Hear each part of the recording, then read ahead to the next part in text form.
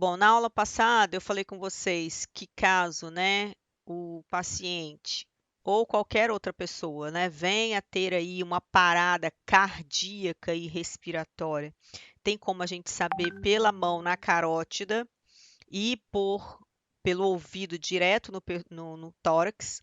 Eu espero que vocês tenham feito esse teste dentro de casa, entre vocês aí, familiares. Quem ainda não fez o teste da audição cardíaca, eu peço, por favor, que faça o teste da audição cardíaca. Pega o peito de alguém, o tórax de alguém, e escute o tórax de alguém que vocês vão ver nitidamente a audição dos batimentos cardíacos, tá bom? Não deixem de ver. Boa tarde, Ana. Boa tarde, professora. Então, se ocorrer aí uma parada cardiorrespiratória em que você vai verificar através da pulsação da carótida e através da audição, né, do direto no coração, você já vai iniciar as compressões cardíacas. Então, antigamente, como eu falei, como era de concurso público, né, antes era o ABC. Primeiro a gente via as vias aéreas, né? Depois a gente verificava a respiração e por último nós iniciávamos as compressões. Hoje não mais, hoje é o cabide, né? Primeiro são as compressões. Então, imediatamente, se vocês observaram, né, através da carótida, através da audição cardíaca, que o paciente ele não está tendo movimento cardíaco, nós já iniciamos imediatamente as compressões cardíacas.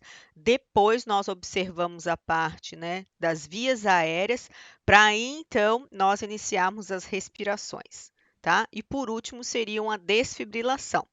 Como a desfibrilação é feita em suporte avançado de vida, que é com aquele desfibrilador, que é aquele aparelho próprio, né? E a gente está falando de suporte básico de vida, então a gente só vai ficar com CAB, não vai ficar com cabide, tá bom? Mas isso é questão para concurso, né? Mais para frente eu vou passar para vocês algumas atividades para vocês não esquecerem, tá bom? Bom, a regulamentação fala de 30 compressões para 2 insuflações, né? Caso se nós tivermos 2 socorristas, serão 15 compressões para 2 insuflações, conhecidas também como ventilações, tá bom? Ventilações ou insuflação é a mesma coisa na literatura. Então pode ser aí que nos concursos públicos vocês encontrem 30 compressões, 2 insuflações, 30 compressões, 2 ventilações, que vai ser considerada a mesma coisa, tá? Considerando um mínimo de 100 compressões por minuto, ou seja, a gente tem que fazer mais de 100 compressões por minuto. A gente tem que fazer de 100 a 120 compressões por minuto no paciente, tá bom? Essas 100 a 120 compressões nós podemos fazer direto, sem necessário ventilação, se nós não tivermos nenhum dispositivo de proteção bucal. Então, se não tivermos nenhum dispositivo de proteção bucal, nós podemos fazer somente as compressões, que seriam de 100 a 120 compressões por minuto, o que daria aproximadamente 2 compressões por segundo. Então, a gente não pode fazer as compressões por segundo. Uma, duas, três, a gente tem que fazer uma, duas, em torno de 2 por segundo, tá bom? Bom, o posicionamento para fazer as compressões, a gente sempre vai se manter, né, na região lateral do paciente, de forma a esticar os braços, e o movimento que nós fazemos é com os ombros. Então, nós esticamos o braço, pode ser com dedos entrelaçados ou uma mão sobreposta à outra, tá? Então, a gente sobrepõe uma mão sobre a outra, estica os braços e faz o movimento de vai e vem com o ombro, tá? Na escola, assim que nós retornarmos, nós iremos fazer a prática, tá? Um por um. Então, um por um vai me mostrar, né? A gente vai fazer, eu vou ensinando vocês como é que faz. E depois que será feita, né, as compressões, vocês fazem as ventilações, chamadas também de insuflações, tá bom? Caso você não tenha um dispositivo aí em mãos, você pode pegar uma sacola e furar a sacola e botar na boca do paciente. Furar uma sacola e botar uma sacola. Se você não tem a sacola, você pode usar a própria mão, né, como uma concha, você faz um formato de concha estica, né? Você nunca vai poder esquecer de esticar o queixo do paciente. Então, você eleva o queixo do paciente, coloca assim, uma mão assim no paciente, pega o ar de fora.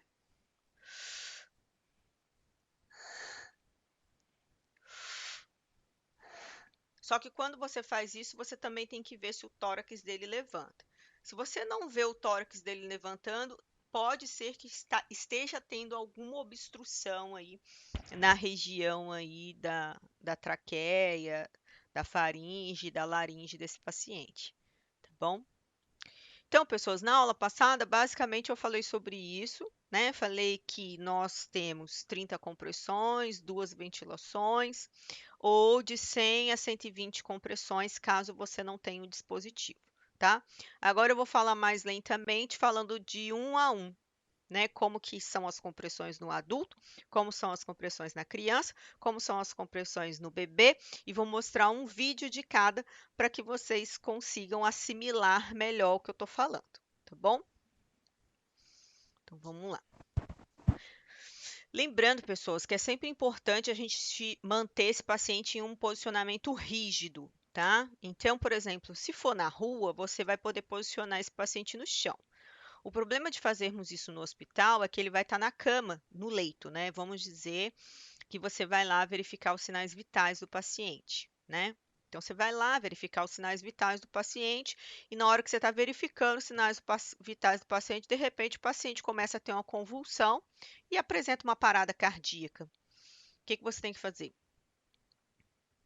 Sair correndo, gritando pelo corredor? Não, né? Você tem que pedir auxílio ao acompanhante ou alguém do lado, pedir para chamar ajuda. Enquanto a outra pessoa vai solicitar ajuda, você inicia as compressões torácicas. Porque até você ir pedir ajuda, quando eles voltarem, o paciente já está falecido, tá bom? Então a gente solicita primeiro, né, que você já inicia as compressões torácicas, pede, né, alguém próximo para que comunique lá a recepção, o posto de enfermagem, para que venha um socorro mais imediato, com um carrinho de emergência, né, um carrinho que a gente chama de carrinho de parada, que é um carrinho de emergência, tá bom? Bom, então vamos lá. Bom, o socorrista, né, deve verificar a cada minuto se a pessoa voltou a respirar, tá bom? Então, depois que você faz aí as 30 compressões e as 2 insuflações, normalmente aí de 5 em 5 minutos, né, ou a cada minuto você checa se esse paciente voltou a respirar. Aqui, pessoas, nós temos as compressões do adulto, tá? A compressão do adulto são com 2 mãos, uma sobre a outra, tá vendo? Podendo estar entrelaçada ou não. Quando a gente trabalha com a criança, é uma mão só, tá bom? Sempre que nós fazermos a insuflação, a gente tem que fazer a elevação aqui, ó, hiperextensão de pescoço. Hiperextensão é estender ele dessa forma assim, tá? Então, é entre os mamilos com as mãos. Quando for com o bebezinho, a gente vai utilizar 2 dedos ou pode utilizar só o polegar. A gente pega o bebezinho no meio e aperta assim o polegar. Mas isso se ele for muito pequenininho, né? Um prematuro, por exemplo, tá bom? Bom, pessoas, eu vou mostrar um vídeo para vocês ficarem mais assim, né, familiarizados com o vídeo. Depois eu vou passar esse YouTube que eu tenho, porque ele tem tudo, entendeu? Tem todas as aulas do outro módulo. Tá vendo, ó? Tem, Olá, alunos, tudo bem? tá vendo? Tem todas as aulas do outro módulo. Aqui tem, ó, RCP, que é ressuscitação. Cardiopulmonar em adulto, ressuscitação cardiopulmonar em criança e ressuscitação cardiopulmonar em bebês, tá bom? Vou estar passando para vocês.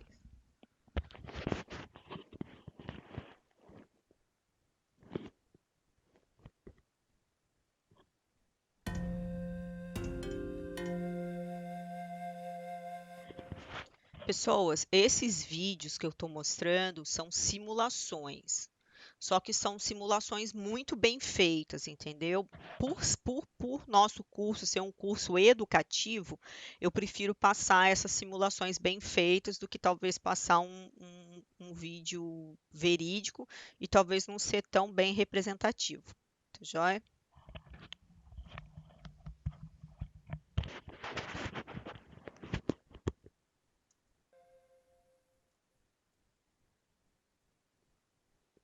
Neste vídeo, você vai aprender a fazer uma ressuscitação cardiopulmonar em um adulto que sofreu parada cardíaca.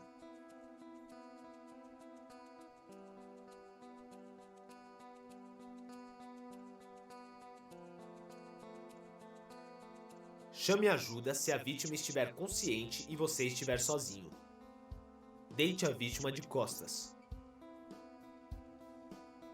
Verifique a respiração, colocando uma mão na testa e os dedos no queixo da vítima. Incline cuidadosamente a cabeça da vítima para trás e levante seu queixo para abrir as vias aéreas. Se você não observar nenhum movimento respiratório, não ouvir nada e não sentir ar nas suas bochechas, a vítima não está respirando. Chame o serviço de emergência e vá buscar um desfibrilador, caso exista algum por perto. Se outras pessoas estiverem presentes, peça para que elas busquem o desfibrilador. Na ausência ou na espera por um desfibrilador, comece a ressuscitação cardiopulmonar. Para isso, coloque a palma de uma de suas mãos no meio do peito nu da vítima. Coloque a outra mão sobre a primeira, entrelaçando os dedos. Posicione-se acima do peito da vítima, com os braços bem retos. Comprima 30 vezes o tórax com uma profundidade de aproximadamente 5 a 6 centímetros. Mantenha um ritmo de 2 compressões por segundo. Alterne séries de 30 compressões torácicas com 2 ventilações ou respiração boca a boca, se você souber como fazê-las.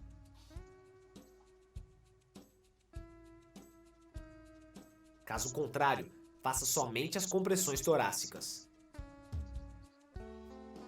Caso você conheça a técnica da respiração boca a boca, não se esqueça de inclinar a cabeça da vítima para trás e de conferir se seu tórax se expande. Continue a ressuscitação sem parar até que a vítima comece a respirar normalmente, o serviço de emergência chegue ou o desfibrilador esteja pronto para uso.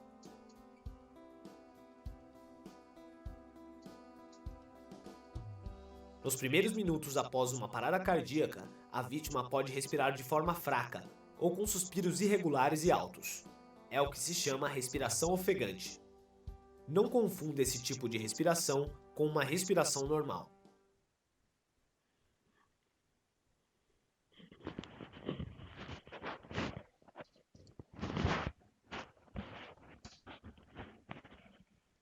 Vou voltar aqui. Olá, alunos, tudo bem? Então, Sabrina, Oi, fala. você falou que quando faz esse tipo de atendimento, você não pode parar de fazer a massagem até que chegue um pronto atendimento ali para aquele paciente, né? É isso? Uhum, E sim. se demorar meia hora, você tem que ficar meia hora Aham, massageando. sim. Esse que é o grande problema, porque normalmente, né, o serviço móvel de atendimento, ele demora muito. E aí a pessoa se queixa muito de dor, às vezes, no braço. Por isso que a gente não usa a força do braço. A gente utiliza a força do ombro para fazer as compressões, entendeu? E infelizmente, e a gente tem que estar de joelho do lado por conta disso, porque a gente utiliza o ombro como uma alavanca, a gente não utiliza o braço. Mas infelizmente a gente tem que fazer até o SAMU chegar, né? O serviço móvel chegar. Se o serviço móvel não chegar e você estiver muito cansada, talvez você tenha que passar para uma outra pessoa fazer. E Só que pode pode, mas na hora não é sempre que a gente vai encontrar alguém treinado para se fazer, entendeu? Normalmente só uma pessoa treinada. É difícil ter mais de duas pessoas treinadas num local de acidente. No hospital é mais fácil. e muito mais rápido, né? Porque você está dentro de um hospital, enquanto você está fazendo as compressões, uma pessoa já está indo lá no posto avisar, o outro já vem com um carrinho de emergência, já vem o médico entuba, entendeu? Então, assim, são coisas muito rápidas que acontecem dentro do hospital, né? Já coloca, por exemplo, já monta o desfibrilador, né? Se for necessário, já encaminha para o centro cirúrgico de urgência e emergência para fazer aí a colocação de um marca-passo. Então, no hospital é muito rápido. Agora, se você estiver no meio da rua, aí é mais difícil, tá bom? Aí você tem que ficar insuflando, você tem que ficar comprimindo, fazendo compressões até o socorro médico chegar. E quanto à AHA, como eu falei com vocês, a AHA não aconselha mais, né, a gente fazer as insuflações sem as ventilações e as insuflações sem a gente ter, né, o dispositivo. Por quê? Porque devido da hepatite, né, doenças às vezes que a gente pode pegar através de gotículas salivares. Então, doenças virais em si, entendeu? Que a gente pode pegar aí por gotículas de saliva, que não seria o ideal, tá bom? Porque são pessoas desconhecidas, né? Por exemplo, vamos dizer, por que que a AHA instituiu isso, pessoas? Porque vamos dizer que seja um andarilho, né? Um andarilho caído na rua, né? E daí você não faz as insuflações. Aí o povo, né, vai começar a falar: "Mas por que que você não fez as insuflações? Você não trabalha no socorro? Nossa, que negligência!" Entendeu? Ia cair matando, né? E hoje nós estamos respaldados, né? Nesse sentido, por resoluções que não há necessidade de se fazer. Porque se você pegar um andarilho, ele tiver um corte na boca, né? E daí inúmeras doenças, se tiver um corte na boca, inúmeras doenças podem ser passadas através disso para você, entendeu? Tuberculose, né? Diversos tipos de doença, HIV, um monte, né? Hepatite. Só se ele tiver um cortezinho na boca já é o suficiente para você pegar algum tipo de doença.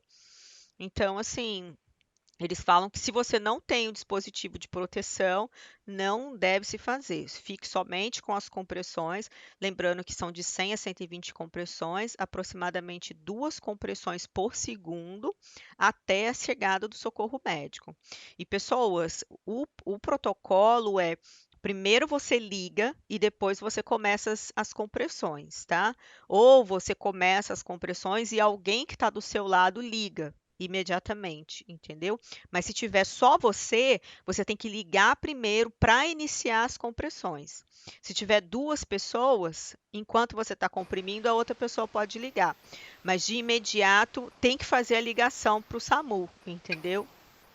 Qual a ligação, qual o número, SAMU? Se eu não me engano, é 190.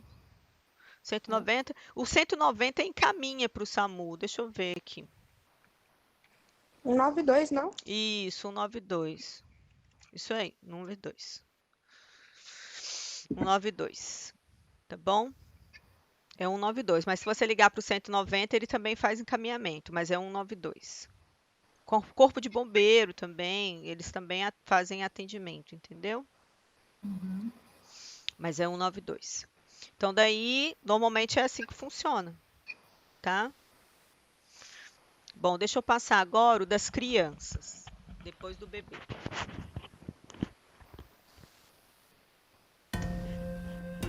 Outra coisa, pessoas, não sei se vocês já ouviram falar que não prestar socorro é crime, né? Ah, não prestar socorro é crime. A partir do momento, pessoas, que a pessoa liga para o SAMU, ela já é isenta de crime, tá? Então, o fato da pessoa ligar para o SAMU a pessoa já se torna isenta de crime, tá bom?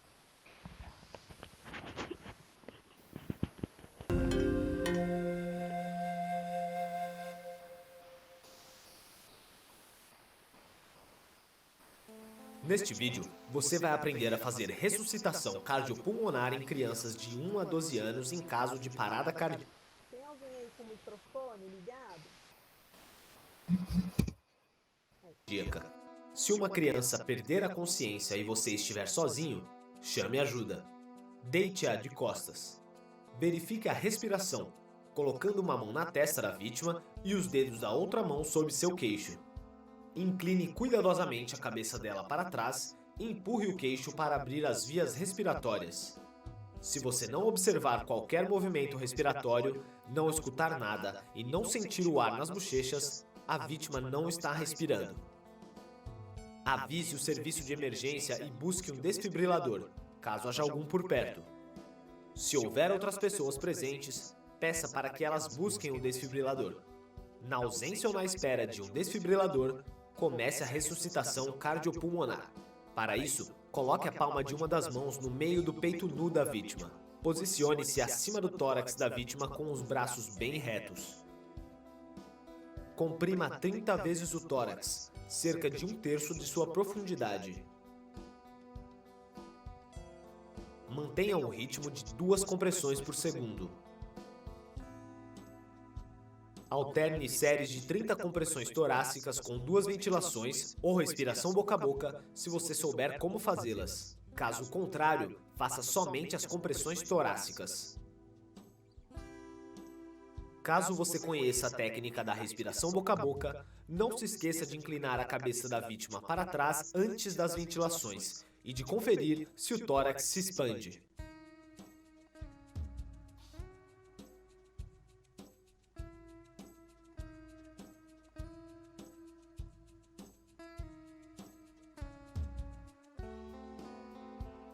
Continue a ressuscitação sem parar até que a vítima comece a respirar normalmente, o serviço de emergência chegue ou o desfibrilador esteja pronto para uso.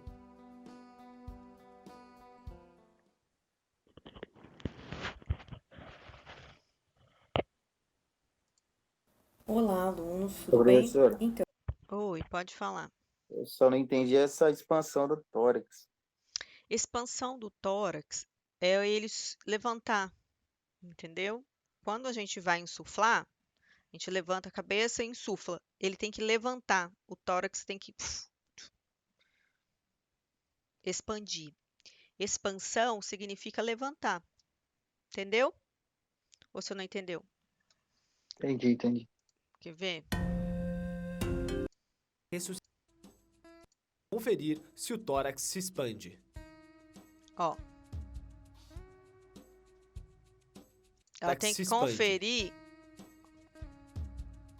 Cadê? Ela não vai conferir? Cabeça da vítima para trás antes das ventilações e de conferir se o tórax se expande. Boca a boca, não se sente as compressões Ó, torácicas. viu? Com 2 ventilações. Você vai ver que o tórax ele tem que levantar. Se o tórax não levantar, pessoas, é porque está tendo alguma obstrução. O ar não está entrando dentro do tórax. Quando vocês forem estudar fundamentos de enfermagem, vocês vão ver que nos sinais vitais a gente faz aí a contagem da respiração. A contagem da respiração no adulto a gente verifica através do movimento torácico. Então a gente meio que, vou mostrar aqui rapidinho para vocês. Não sei se vocês já viram isso em fundamentos, mas só para vocês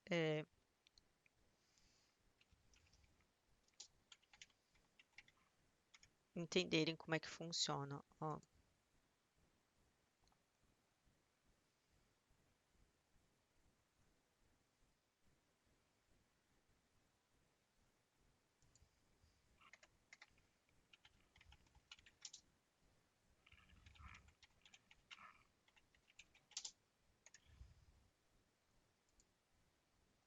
Por exemplo, assim, a moça que vai ensinar como que você verifica uma frequência respiratória. Como que a gente verifica a frequência respiratória? A gente mais ou menos chega perto do paciente, né? Segura na mão dele, fingindo que está vendo o pulso. Mas, na verdade, a gente começa a contar quantos vai e vem o tórax dele faz por minuto. O tórax tem que fazer um vai e vem de 16 a 20 respirações por minuto. Então, o paciente tem que respirar de 16 a 20 respirações por minuto. É o normal. Se ele começar a respirar assim, significa que a respiração dele está maior que 16 a 20 respirações por minuto. Então, a gente conta a respiração assim, no adulto. Em neonatal, que é em pediatria, a gente conta segurando, botando a mão na barriguinha do bebê, porque o bebê respira pelo abdômen, entendeu? Então, vou mostrar esse vídeo aqui de 2 minutinhos, só para você entender como é que funciona, e daí para você entender que quando a gente fala de expansão torácica, significa a gente ver esse movimento do tórax, tá?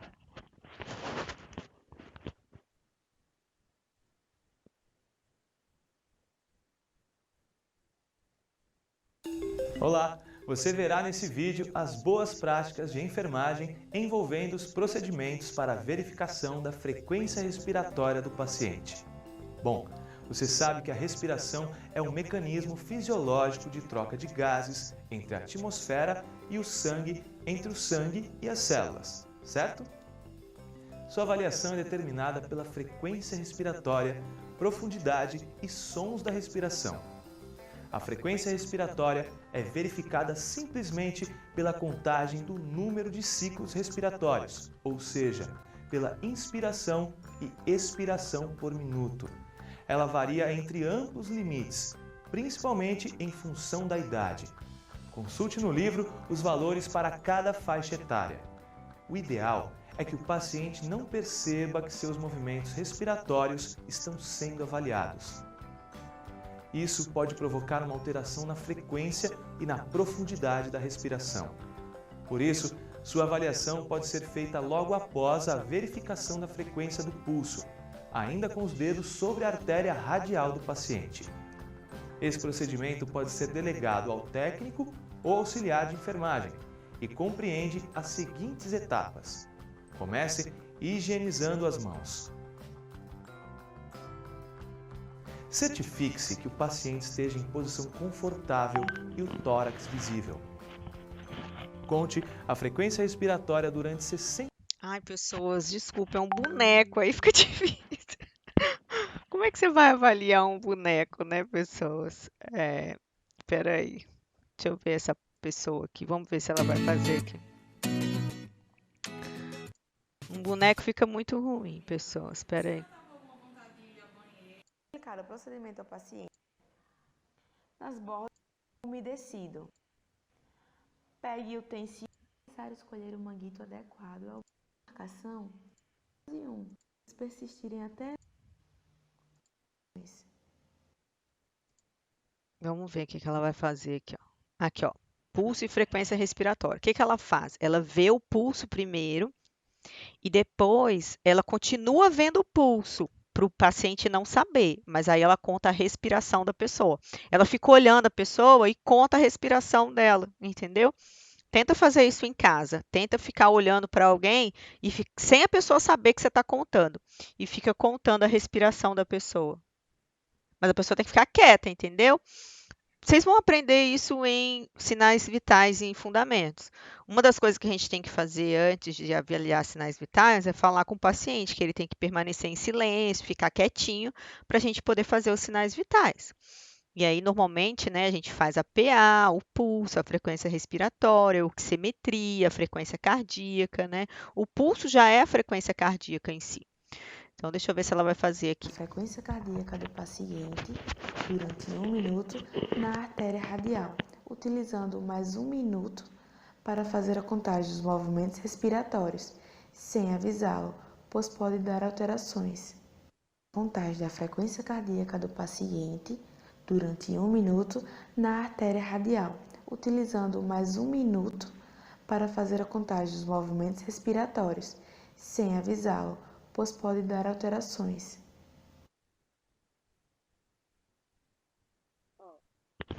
Vocês estão vendo?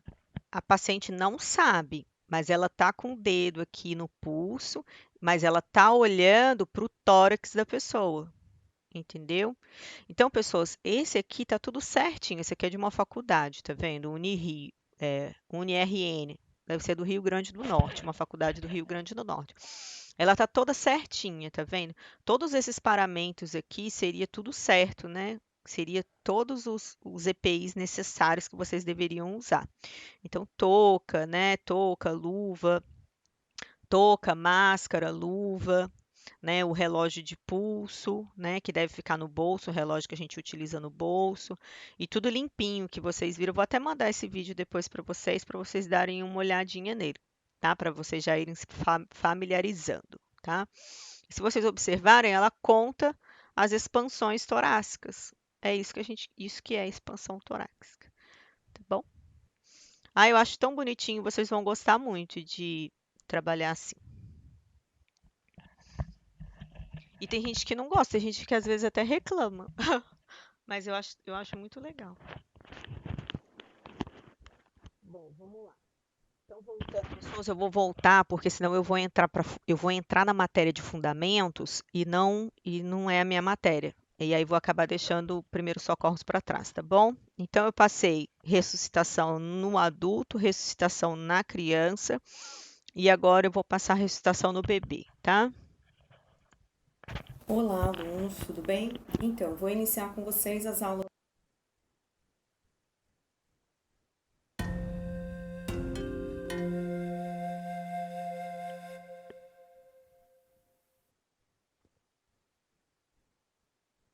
Neste vídeo, você vai aprender a fazer uma ressuscitação cardiopulmonar em um bebê ou criança com menos de 1 ano.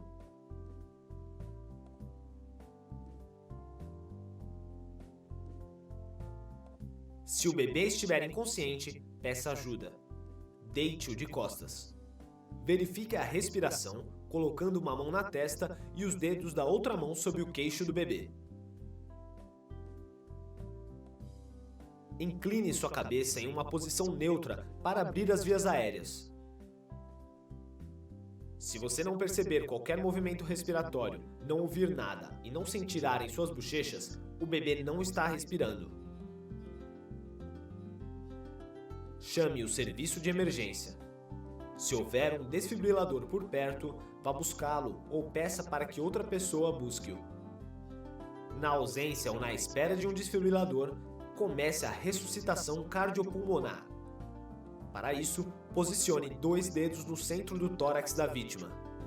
Comprima 30 vezes o peito, cerca de 1/3 de sua profundidade. Mantenha um ritmo de 2 compressões por segundo. Alterne séries de 30 compressões torácicas com 2 ventilações, ou respirações boca a boca, se você souber como fazê-las.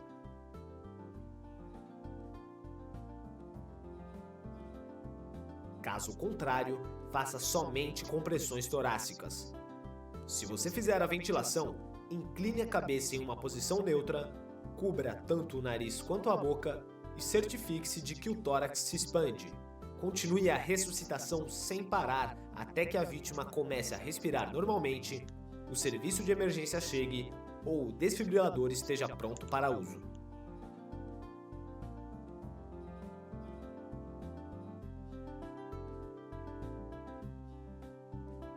Nos primeiros minutos após uma parada cardíaca, a vítima pode respirar de forma fraca ou com suspiros irregulares e altos.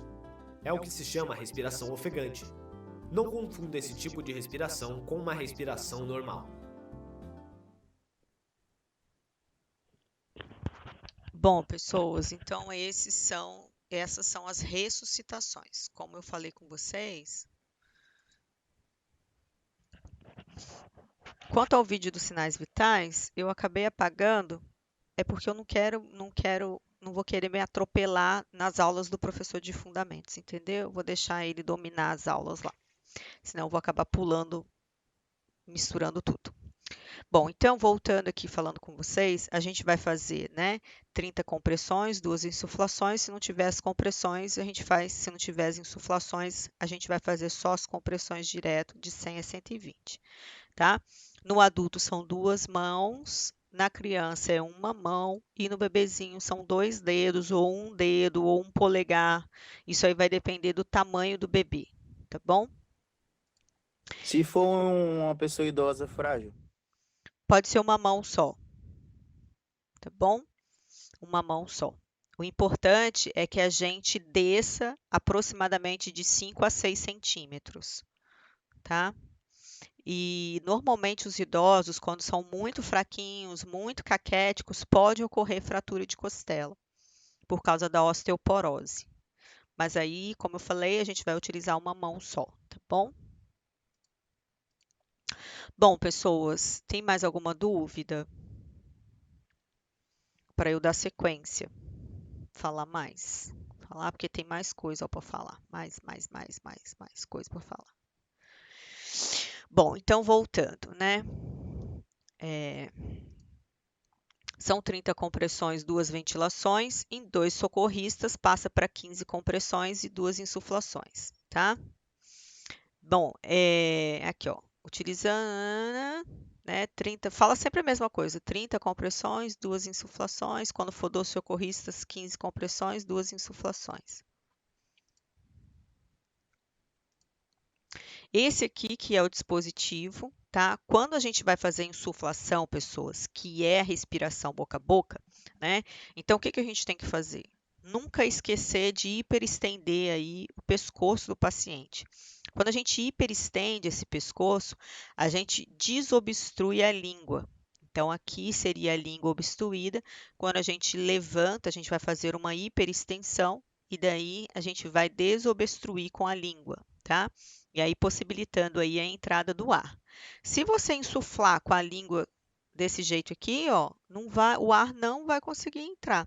E aí a gente não vai ter uma expansão torácica, tá bom? Então a gente vai ter que fazer uma hiperextensão aqui do pescoço, né, do queixo, hiperestender o queixo, tá? A gente vai ter que tamponar o nariz, porque se você insuflar, o ar sai pelo nariz. E na hora que você insuflar, quando a gente estiver lá na escola, eu vou mostrar que dá com esses 2 dedos aqui, ó, dá pra gente erguer a cabeça da pessoa, tá? Porque algumas pessoas confundem. Professor, então como é que eu vou fazer o copinho? Então, com esses 2 dedos aqui, a gente consegue erguer e com a própria mão que você segura a narina, a gente consegue também firmar a cabeça dele, tá? Então, lá na escola dá para vocês entenderem melhor como que funciona, tá bom? E aí a gente insufla. Na hora que a gente insufla, você não vai insuflar o seu ar. Você vai puxar o ar que está de fora e vai insuflar, tá bom? Vai ventilar o paciente. Então, a técnica de respiração consiste em fechar as narinas, né, cobrir a boca e soprar 2 vezes lá dentro. Porém, pessoas, não é soprar assim. Não, né, pessoas? Então, a gente tem que ter um intervalo. Então, o intervalo a gente puxa, vê a expensão torácica. Depois a gente puxa de novo e vê a expansão torácica de novo, tá? Então, tem que dar um tempo em uma insuflação ou outra, não é? Assim também, vocês vão ver também que quando a gente faz as insuflações, a gente não estende a mão e fica só apertando, insuflando, entendeu? A gente tem que insuflar, levantar e fazer assim, tá bom? Bom, no caso do atendimento do bebê, a gente pega tanto boca como nariz junto, tá? No vídeo não ficou meio nítido isso, mas a gente faz elevação de queixo também para desobstrução da língua e pega os 2, tá? Boca e narina, tá? Pessoas, existe o ambu, tá? Que ele pode ser utilizado no hospital. Então, esse aqui é o ambu, conhecido como ambu. A gente utiliza ele pode ser utilizado no hospital ou em carros de emergência aí, né, que se tiver. O ambu, ele faz essa respiração artificial, né? Então, a gente eleva aí o pescoço, hiperestende aí, né, o queixo, o pescoço do paciente e insufla esse ar que está aqui dentro, tá? Esse aqui é um tipo de ambu com reservatório de oxigênio, tá? Aqui tem a extensão do oxigênio, aqui fica o reservatório de oxigênio. Essa extensão fica ligada, conectada a um tubo de oxigênio dentro do carrinho do SAMU. Por isso que eu falo que daí a gente já trabalha com suporte avançado de vida, tá? E aí é esse ambu que é utilizado dentro do carrinho, dentro do SAMU, né? Do serviço móvel, tá bom? De urgência, tá bom? Mas existe ambu sem esse reservatório que a gente pode usar ele assim, comum, assim mesmo, tá bom? Que faz esse papel aqui. E aí nós temos ambu adulto, ambu pediátrico aqui, ó, de diversos tamanhos, tá vendo? Ó, neonato, pediátrico, adulto, reservatório de oxigênio, né? Extensão, para fazer a acoplagem de oxigênio lá no onde sai o oxigênio, tá bom? Então, a gente tem diferentes tamanhos, ó.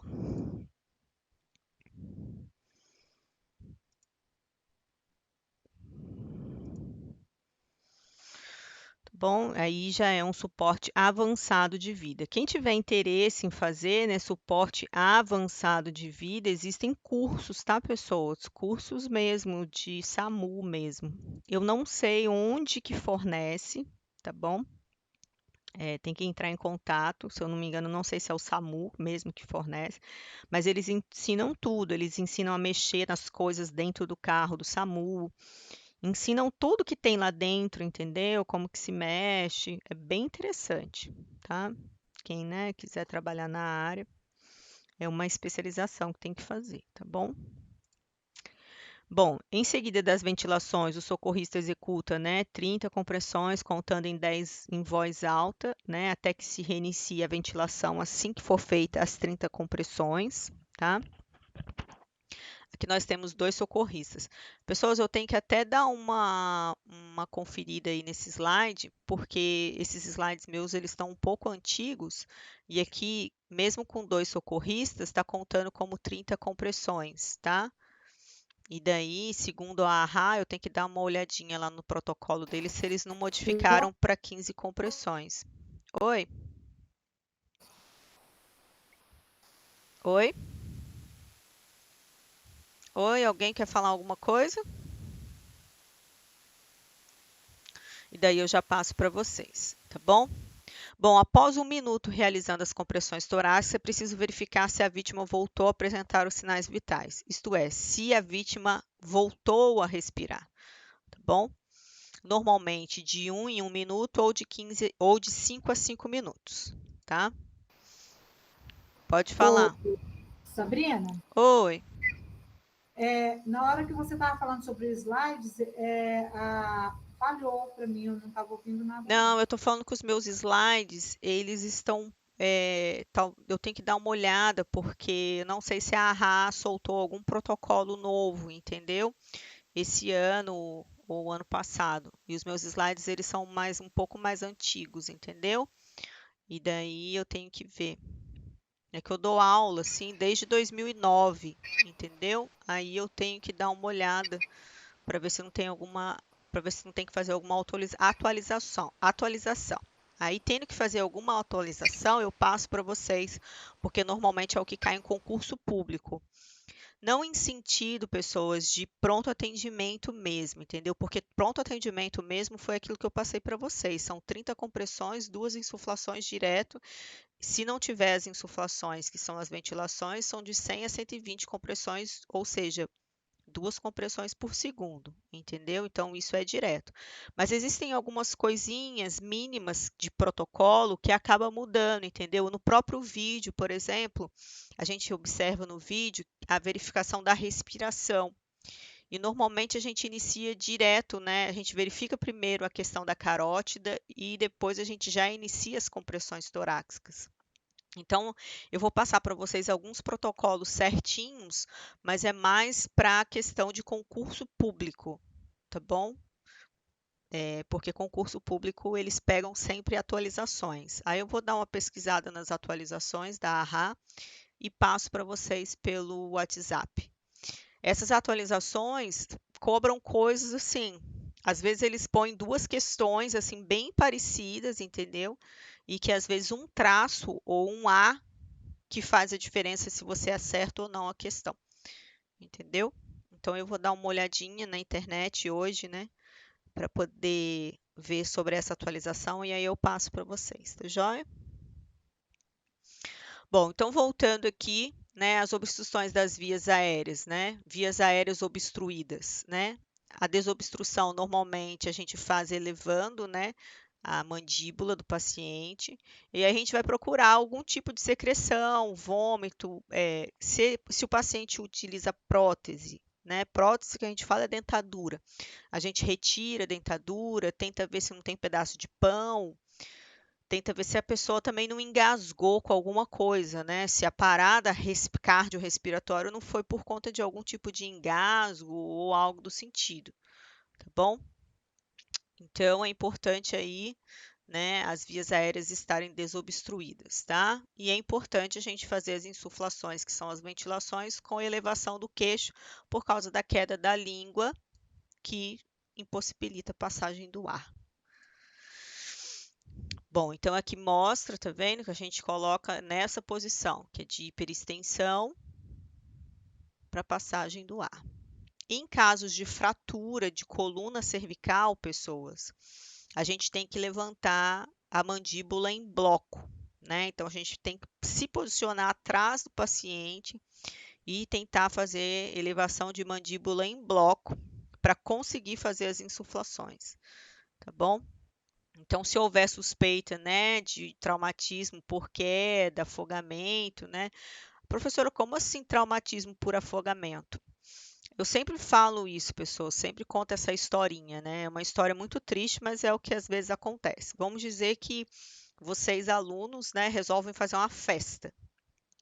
E para fazer a festa, vocês pegam e alugam um local que tem uma piscina.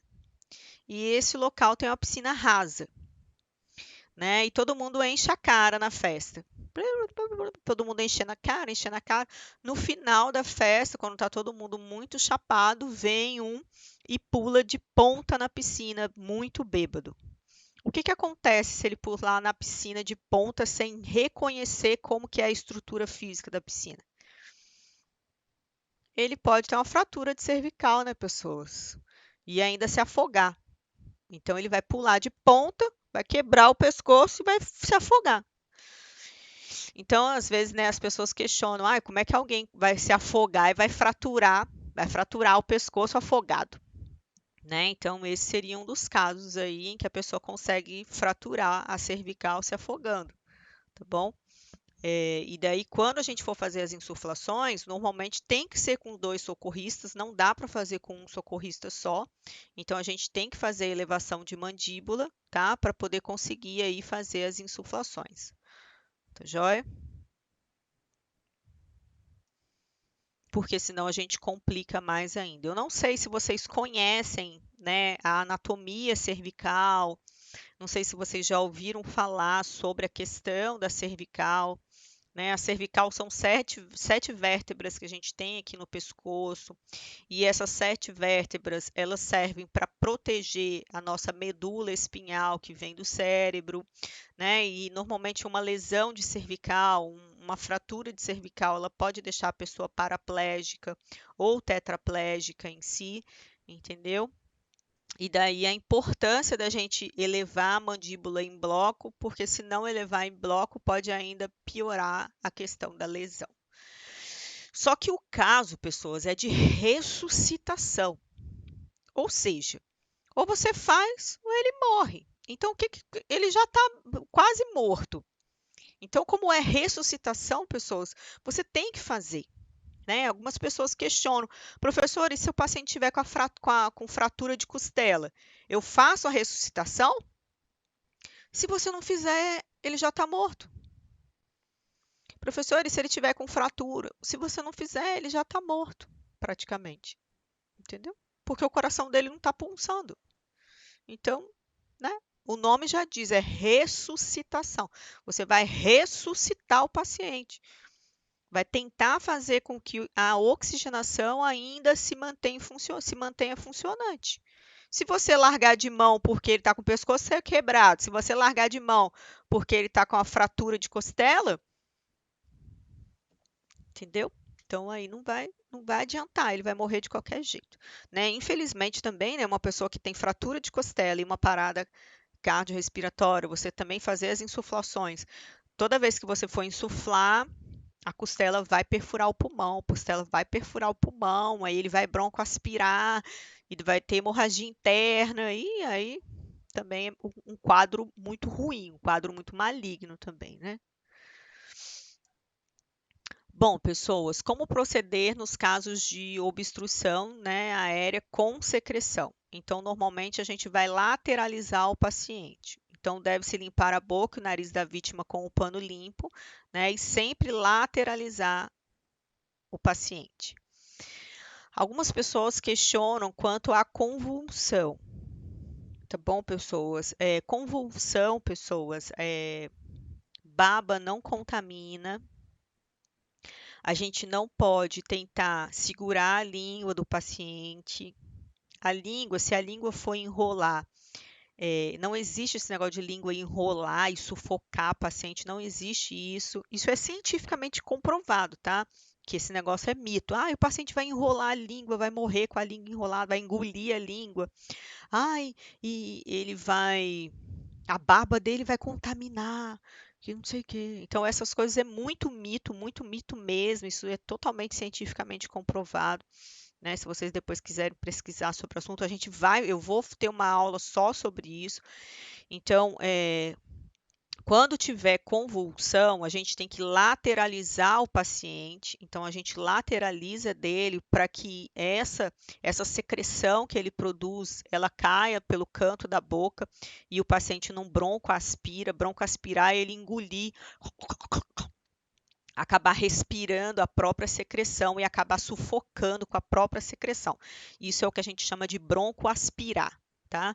Então, toda vez que vocês ouvirem um professor falando, o paciente pode broncoaspirar, significa que ele pode respirar a própria secreção.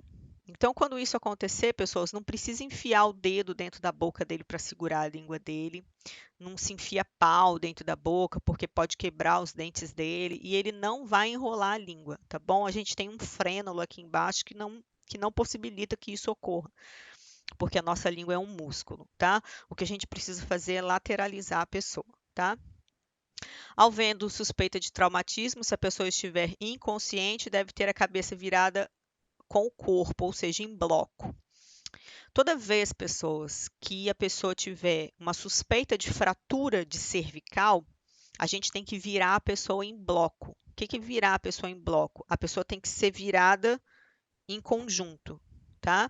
Então, toda vez que tiver uma suspeita de fratura cervical, a gente tem que virar a pessoa em bloco, tá? Tem que virar, uma vira a cabeça, outra vira o tórax e o outro vira os membros inferiores.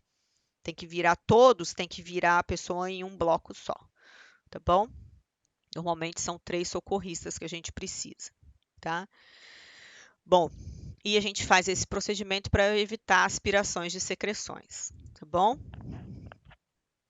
Depois desses procedimentos, né, o socorrista deve abrir a boca e verificar se há algum corpo estranho. Pedaço de pão, né, ou algo do sentido. E daí ela pode enfiar o dedo indicador para tirar ou utilizar um palito de dente para tirar, alguma coisa assim para tentar tirar, tá?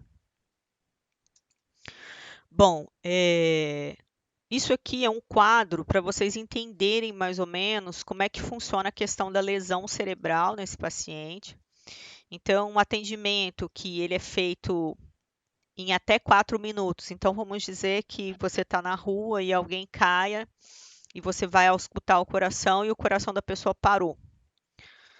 E você vai escutar, né, o coração da pessoa e o coração da pessoa parou. Em até 4 minutos, se você iniciar as compressões cardíacas, improvavelmente ele vai ter uma lesão cerebral. Vamos dizer que a pessoa cai na rua e você demora de 4 a 6 minutos para iniciar as compressões cardíacas. Provavelmente, talvez, ele possa ter uma lesão. Se você demorar mais de 6 minutos para iniciar uma compressão cardíaca, muito provável aí dele ter uma lesão cerebral, tá bom? Então, identificação de inconsciência e respiração anormal, se demorar o atendimento, pode ocorrer aí uma lesão cerebral. Quando a gente fala, pessoas, de uma parada cardíaca, com certeza ele também parou de respirar, entendeu? Não tem como uma pessoa que o coração não está funcionando, está respirando. Por quê? Porque são coisas que andam juntas. Uma coisa funciona graças à outra, visto que a gente tem uma circulação contínua, né? O sistema circulatório, ele funciona assim. Já a respiração não, tá? Já a respiração, eu posso ter uma parada respiratória e não necessariamente cardíaca. Agora, se eu parar o coração, consequentemente, a respiração para. Tá bom? Então, por exemplo, assim, ó, isso aqui é um circuito fechado. Então, para esses órgãos funcionarem, isso aqui tem que estar funcionando. Isso aqui parou, o resto tudo para. Aos poucos, tá? Normalmente o cérebro é o último a parar de funcionar. Depois que o coração para, o cérebro ele é o último a parar normalmente de funcionar. A pessoa para, o coração para, normalmente ela para de respirar. Agora a gente tem problemas, né, de obstrução respiratória aí que não necessariamente o coração para. Se prolongar aí a obstrução respiratória, o coração para. Entendeu? Quando a respiração dá umas pausadas, dá umas paradas, a gente chama de apneia, que são pausas respiratórias. Ou seja, o paciente com apneia, ele para de respirar por um tempo. Tá bom? Ou sufocamento, né? Algumas coisas assim. Tá bom, pessoas? Bom, e a questão do choque, né? O choque, pessoas, ele é consequência da falta da circulação. Não é choque elétrico, não, tá? É choque. Não sei se vocês já ouviram falar assim, nossa, o paciente chocou. Não sei se vocês já ouviram falar nisso. Nossa, o paciente entrou em choque. Vamos, que o paciente entrou em choque. O que significa choque?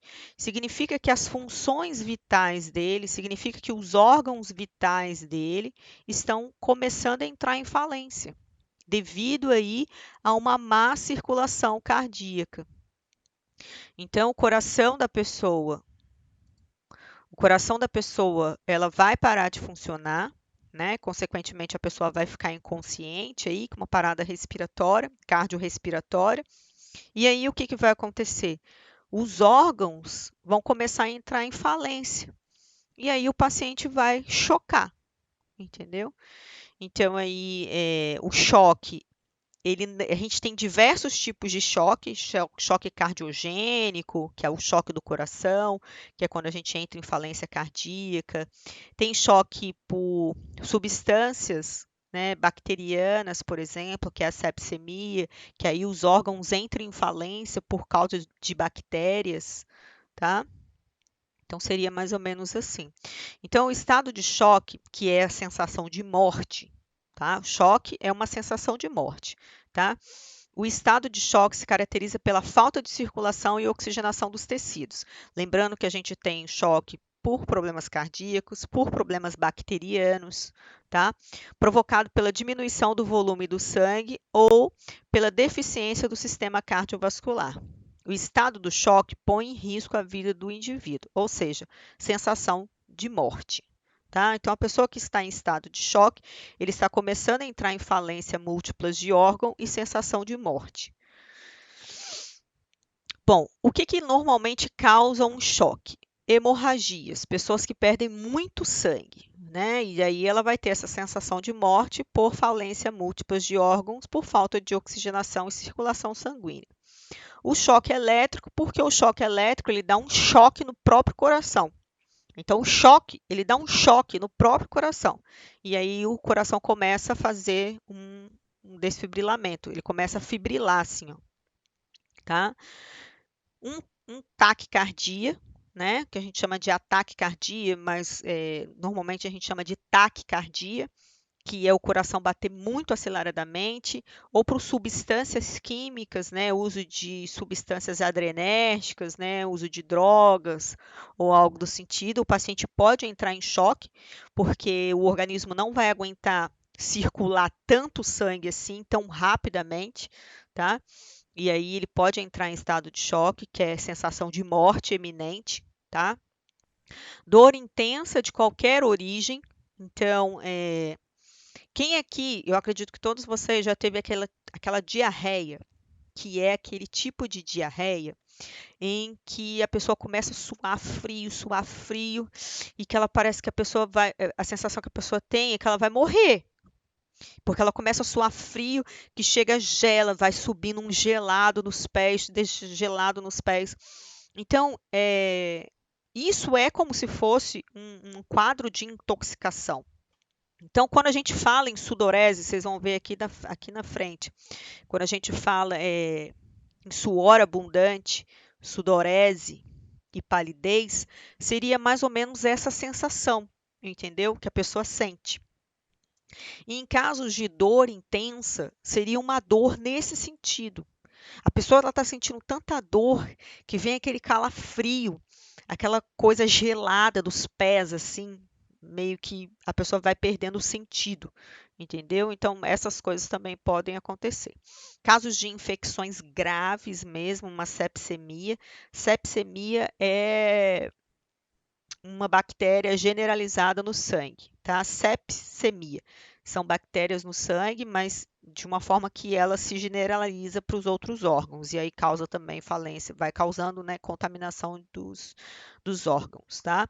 E envenenamento. Como eu falei, a sensação é sensação de morte, tá?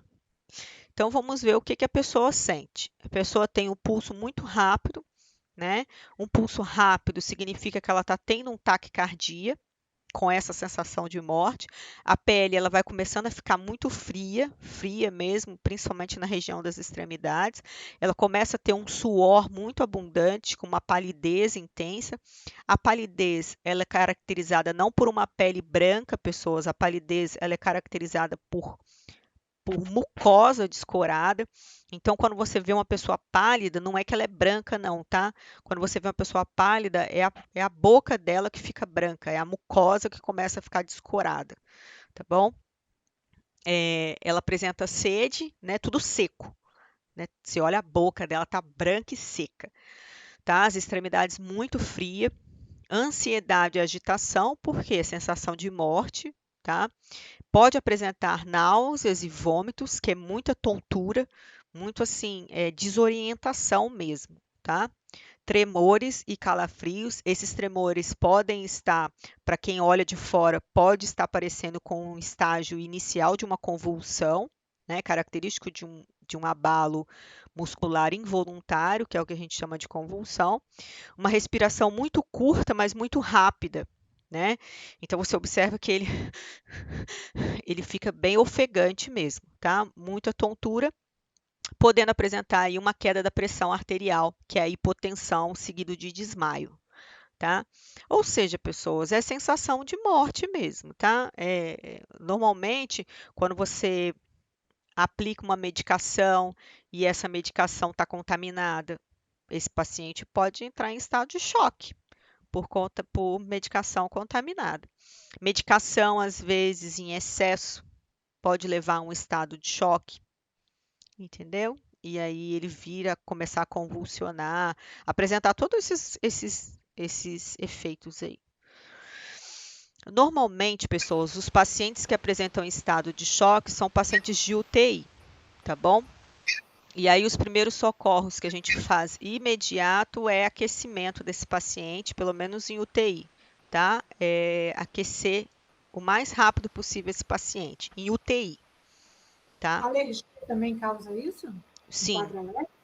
sim, medicamentoso sim. Se você colocar o medicamento na veia dele e ele for alérgico ao medicamento, pode gerar um estado de choque, entendeu?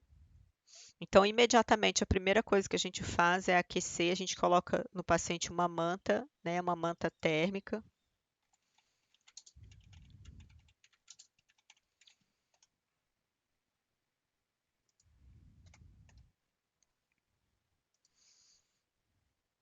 Essa manta assim, ó, tá? É porque aqui aparece um monte de coisa nada a ver. Mas normalmente a gente coloca uma manta nele, uma manta térmica nele, tá bom?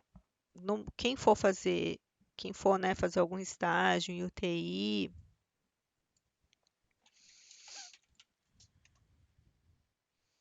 vai ver, tá bom? Pode ser essas mantas assim, ó, dessa forma aqui, mas normalmente não é assim não, pessoas, é uma manta metálica que tem, tá? É assim, ó, essa manta assim, ó, é uma manta metálica que tem, tá? É porque eu não tô achando aqui para mostrar para vocês. Professora, Fala. essa manta é que nem é como se fosse o aspecto dela de um papel laminado. É, essa assim, ó. Tipo uma manta assim, ó. Tá vendo? Uma manta assim, tá vendo? Igual esse papel aqui. Isso aí. Como você falou, um papel laminado. É porque eu não tô achando aqui. Mas é uma manta assim. Eu acho que vocês já viram em SAMU, né? Essa manta, né? Manta térmica de SAMU. Acho que vocês já viram. Já. É essa aqui, ó. É igual a essa aqui, tá bom? Mais ou menos parecida com essa aqui. E aí imediatamente a gente coloca uma manta dessa no paciente, tá bom? E para quê? Né? Porque em estado de choque, pessoas, calafrio, ó, calafrio, tremores, a manta vai aí impedir esses calafrios e tremores, né? Até o médico vir fazer uma intubação, se necessário, e reverter o quadro com medicamentos próprios para essa reversão, chamando o carrinho de emergência, né? Isso, pessoas, no caso do hospital. Se a gente estiver na rua, por exemplo, né, a gente vai tentar acalmar a pessoa, vai deitar ela, elevar membros inferiores, afrouxar a roupa, se tiver algum cobertor para poder tentar aquecer a pessoa, mas isso às vezes não é tão fácil assim. E elevar membros inferiores, tá? Por que elevar membros inferiores? Porque a gente melhora aí o fluxo de oxigenação cerebral. O nosso cérebro, ele é um dos principais, é um principal órgão, tá? Quando a gente chegar mais para frente, vocês vão ver que o paciente ele é dado como morto a partir de morte cerebral. Então, assim, o cérebro é o nosso comando. Quando ele morre, nós morremos. Então, mais para frente, quando a gente for, né, estudar algumas coisas mais para frente, eu vou conversar com vocês sobre isso. Então, quando a gente faz aí a triagem de morte encefálica, então, para o médico diagnosticar alguém com um óbito, é o cérebro que morre. Porque um coração, ele pode parar, um coração para, eu vou lá, coloco um marca-passo, ótimo, o paciente volta. Agora, um cérebro, se o cérebro parar, não tem marca-passo cerebral, pessoas, tá? Quando as pessoas falam assim, o paciente ele está nos aparelhos, ele está à base do aparelho. Pessoas, é só um aparelho respiratório que está fazendo insuflação, né? Está fazendo a parte de inspiração e expiração para o paciente, está colocando o ar dentro, tirando o ar dentro, e medicações que dão força cardíaca para a oxigenação cerebral. Mas a partir do momento que o cérebro é dado morto, não tem medicação cardíaca, não tem aí insuflações respiratórias que adiante, entendeu? Aí isso aí a gente vai ver mais para frente. Isso aí eu dou numa das últimas aulas minhas de clínica médica, essa é a minha aula, para vocês entenderem o que é morte encefálica, tá? Então, o cérebro, ele é o principal órgão nosso, ele morreu, já não tem mais jeito. Então, quando o paciente ele tem algum problema, assim, de choque, algum problema de pele fria, né? Que você vê que está faltando aí alguma hipóxia, que é falta de oxigenação cerebral ou algo do sentido, a primeira coisa que a gente faz é a elevação de membros inferiores. Tá? Então, a gente eleva os membros inferiores para melhorar a oxigenação cerebral. Se ele está sentindo falta de ar, pessoas, normalmente a gente não faz esse procedimento. Se o paciente estiver sentindo falta de ar, a gente eleva os braços dele. Então, quando a gente faz isso aqui, ó, a gente expande o tórax da pessoa, pede ela para encostar numa cadeira e leva assim o braço dela assim. Entendeu? Então, quando é falta de ar, a gente faz assim. Quando é desmaio, falta de oxigenação cerebral, aí a gente deita ela e eleva membros inferiores. Por quê? Porque a pessoa respira melhor sentada, mas a oxigenação cerebral é melhor deitado. Então, se o problema for falta de ar, você colocar ele nessa posição, ele não vai querer ficar, ele não vai conseguir ficar. Se ele estiver sentindo falta de ar e você colocar assim, ele não vai conseguir respirar. Ele vai falar, não, peraí, não, peraí. Ele vai querer levantar para respirar. Então, quando for falta de ar, você senta e segura os braços dele assim para cima. Quando for problema de oxigenação cerebral, vontade de desmaiar, aí você deita e eleva as pernas. O próprio paciente fala, pessoas, entendeu? Quando é problema de falta de oxigenação cerebral, desmaiar, você vê que a pessoa fica assim, ai, eu quero, ai. Ela mesmo vai se reencostando. Então a gente deita ela, afrouxa, né, a roupa e põe os pés para cima. Não deixa de ligar para o SAMU, tá? O SAMU vai dando as orientações por telefone, tá bom? Até via ambulância para pegar a pessoa. Se você tiver um carro, pode levar para o pronto atendimento. Não espera não, tá? Pode levar. Espera assim, você presta esse atendimento aí, vê se ela melhora. Não melhorou, você já pode levar para o pronto atendimento. Se tiver o carro. Por quê? Porque é isso que o SAMU vai falar com você, entendeu? Se a pessoa está passando mal, com vontade de desmaiar, o SAMU vai perguntar, tem carro para trazer? Se tiver, traz. É isso que o SAMU vai falar, entendeu? Então, o próprio corpo fala, se ela sentir, ai, estou passando mal, ai, passando mal, vontade de vomitar, passando mal. Então, deita ela, lateraliza a cabeça, eleva os membros inferiores. Os membros inferiores elevados vai melhorar a oxigenação cerebral e ela vai vomitar de lado, se for necessário. Agora, se for falta de ar, ai, eu tô conseguindo respirar. Ai, tô com falta de ar. A pessoa já abre os braços assim, ai, eu tô conseguindo respirar. Aí você já suspende os braços dela assim, entendeu? Porque isso melhora a expansão torácica da pessoa, tá? Então, normalmente é assim que a gente trabalha. E aí, se for possível, né, em caso de choque, se você observar que ela está muito fria, se você está observando que ela corre o risco de convulsionar, que é começar a tremer, né? Porque isso é convulsão, né? Ela começar a tremer. Então, se você observar que ela está começando a tremer assim, você já aquece ela, né? Se tiver camisa, blusa, toalha, o que você tiver para jogar em cima da pessoa, para manter ela aquecida, vocês façam, entendeu? Esses primeiros socorros assim acontecem muito na escola, né? As pessoas desmaiam por passar fome, né? As meninas, por exemplo, né? Às vezes ficam sem comer, horas sem comer. Aí quando você vê, tá desmaiando lá na sala de aula, né? Outras pessoas convulsionam por também falta de alimentação, uso excessivo de cigarro, né? Também acontece essas coisas. Tá bom, pessoas? Bom, então é isso. Deixa eu passar aqui, tem um videozinho falando sobre primeiros socorros de desmaio. Tem alguém que queira falar alguma coisa?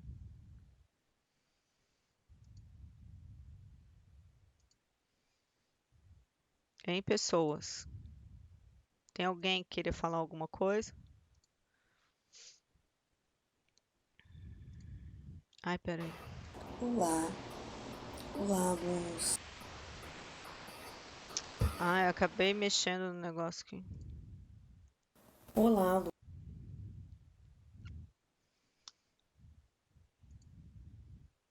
Aqui, ó.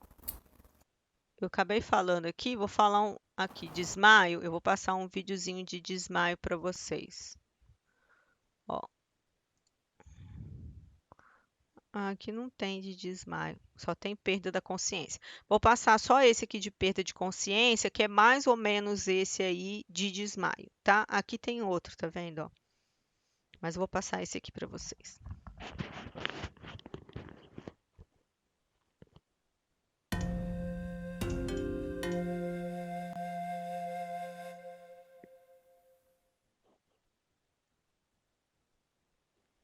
Nesse vídeo, você vai aprender a prestar os primeiros socorros a uma pessoa que perdeu a consciência. Para saber se a pessoa está consciente, pergunte como ela está e sacuda suavemente seus ombros. Se ela não reagir e você estiver sozinho, peça ajuda. Deite-a de barriga para cima. Verifique sua respiração, colocando uma mão em sua testa e a outra mão em seu queixo. Incline cuidadosamente sua cabeça para trás e levante seu queixo para abrir as vias aéreas. Aproximando seu ouvido da boca da vítima por 10 segundos, tente ouvir e sentir o sopro de sua respiração e verifique o movimento de seu tórax. Adote as técnicas corretas conforme o estado da vítima. Se ela estiver respirando, coloque-a na posição lateral de segurança.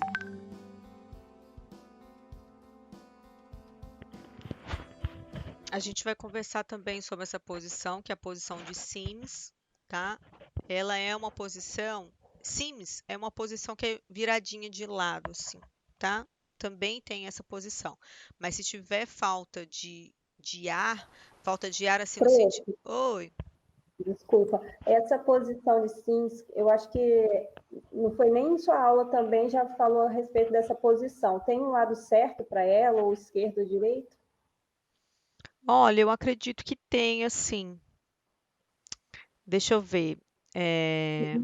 Sempre quando alguém passar mal, é preferível virar para a esquerda, né? Por causa do refluxo, isso, bombeamento do coração e por causa do refluxo do estômago também, parece. Mas é porque para gestante é porque tem diferenças, entendeu? Para a questão da gestante e por causa do peso do fígado. Tem algumas coisas assim. Por exemplo, normalmente se utiliza o lado esquerdo, porque quando a pessoa está gestante, e se você coloca ela para o lado direito, o bebezinho acaba sobrepondo o fígado. E aí tem algumas coisinhas assim, tá? Entendi. Então é preferível fazer para a esquerda. Isso, preferivelmente para a esquerda. Eu posso até dar uma olhadinha, mas não sei se você vai ver, ela vai acabar virando a paciente para a direita. Não sei, vamos ver ali. Mas eu posso dar uma olhadinha, tá? É porque eu não tô recordando, tá? Na anatomia, eu acho que virou para a direita, na demonstração da foto. Quer ver? Eu tenho essa aula mais para frente. Deixa eu ver aqui.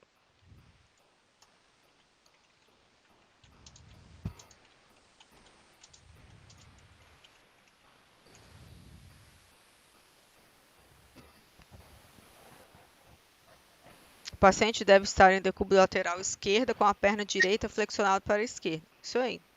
É posição. Mas aqui tá vendo? Aqui já fala lateral direita ou esquerda. Aqui fala lateral esquerda. Eu acho que tá para direita.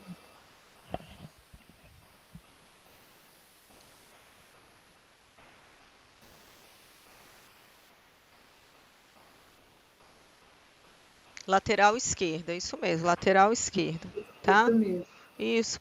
E tem a questão porque tem a questão do fígado também, entendeu? O peso do fígado, tem a questão do estômago também, pessoas, porque a cúpula do estômago fica para o lado esquerdo, entendeu? E quando você deita para o lado esquerdo, a cúpula fica para baixo. E aí ele impede refluxo gástrico, entendeu? Aliás, a cúpula é para a esquerda, aí impede refluxo gástrico, entendeu? Bem, ó. Deixa eu mostrar para vocês.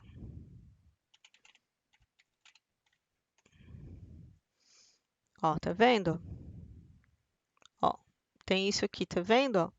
A cúpula do estômago. É porque às vezes vocês fazem a pergunta muito rápido, aí eu tenho que pensar muito rápido. Aí aqui, tá vendo? Ao lado esquerdo, olha, a cúpula do estômago, ela é pro lado esquerdo, tá vendo? Aí a gente tem que posicionar ele assim para não ter esse retorno que teve aqui, ó. Tá bom? Entendi, professora. E no caso da gestação, seria a questão do fígado. Ó, o fígado fica do lado direito. Se a gente colocar a gestante do lado direito, o nenenzinho pressiona o lado direito. Entendeu? Por isso que a gente fala para a gestante sempre dormir do lado esquerdo. Tá? Não repara não, pessoas, é que eu dou aula de neonatologia também, aí acaba misturando um pouquinho. Bom, então voltando aqui, vamos ver aqui.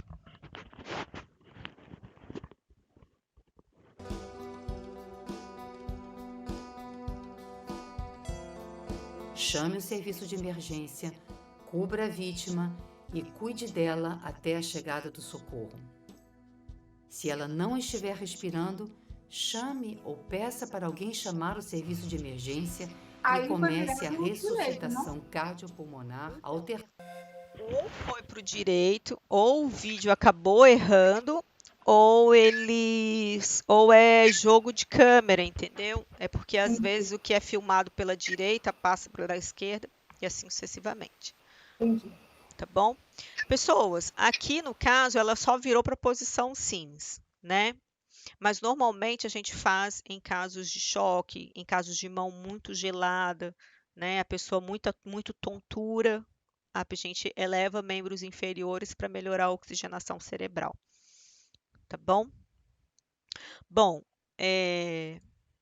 a gente fica por aqui. Tem alguma dúvida? Querem falar alguma coisa? A gente vai ter aula ainda sobre desmaio, convulsão, vertigens, para a gente poder falar um pouquinho mais sobre isso, tá? E quanto aos protocolos hospitalares, pessoas, a gente tem assim, normalmente quando vocês forem trabalhar, a gente tem protocolos, entendeu? Por exemplo, assim, vamos dizer que você trabalha na UTI. Então, qual é o protocolo na UTI em casos de choque? Qual é a primeira coisa que você tem que fazer? São as compressões, é verificar a respiração, verificar o coração, é pegar a manta, é comunicar ao médico, comunicar a enfermeira. Então, cada local que vocês vão trabalhar, ele tem um protocolo a seguir. Só que isso é institucional. O que é institucional? Cada instituição segue um protocolo diferente, entendeu? Esses protocolos que eu estou falando para vocês, normalmente é um protocolo de rua, vamos dizer, né? É um protocolo de suporte básico, não é um protocolo hospitalar. Então, se eu vier aqui, ó, e procurar assim, ó,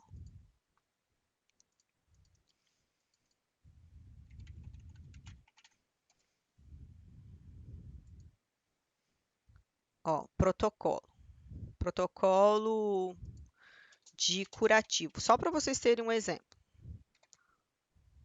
de curativo. Então, vocês vão ter aqui, ó, protocolo da USP, do governo desse local aqui, tá vendo? Acho que é de Pernambuco, não sei. Belo Horizonte, né? Então, ó, da EBSER. Então, são técnicas, pessoas. Cada um tem a sua técnica diferente de fazer. A gente tenta passar todas para vocês, né? Todos os tipos. Mas cada local tem uma técnica diferente de fazer. Quando você for trabalhar, eles têm que passar para vocês a técnica que eles utilizam, entendeu? Vamos ver o protocolo de...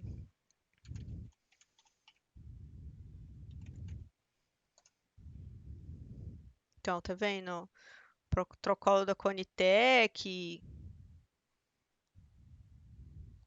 Estão vendo, pessoas? Cada um tem um protocolo. Cada um tem um protocolo. Isso que é o que tem na internet, pessoas, porque tem hospital que não publica na internet, né? Hospital que deixa guardado lá, né? Então, assim, cada local que vocês forem trabalhar tem um protocolo diferente. Protocolos são formas, né, que vocês vão seguir, regras que vocês vão seguir internamente, e vocês vão ter que seguir os protocolos da sua instituição, tá bom? Vocês vão seguir o protocolo de onde vocês trabalham. Por exemplo, assim, vocês vão aprender a dar banho no leito. Vocês vão aprender o banho no leito. O banho no leito é uma técnica, né, nacionalmente falando, a gente sempre tem a mesma técnica. Primeiro a gente lava a cabeça, depois a gente lava o rosto, depois os membros superiores, tórax, membros inferiores, costas, genitais. Então, ele segue essa sequência, mas pode ser que um local onde você for trabalhar que não siga esse tipo de protocolo, entendeu? Então, é mais ou menos assim que funciona, tá bom? Então, a gente vai vendo aí as partes básicas em si, mas não esqueçam que cada instituição tem o seu protocolo e vocês vão seguir os protocolos institucionais, tá joia?